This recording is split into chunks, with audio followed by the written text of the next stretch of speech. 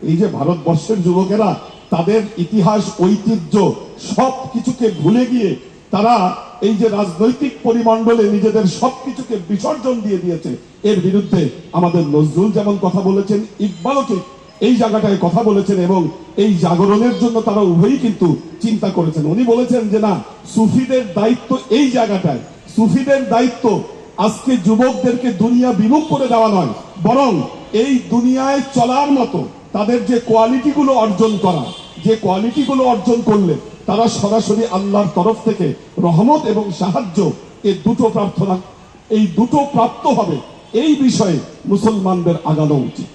তো কিভাবে তাদের এই ভেতরে এই দুটো জাগ্রত হবে?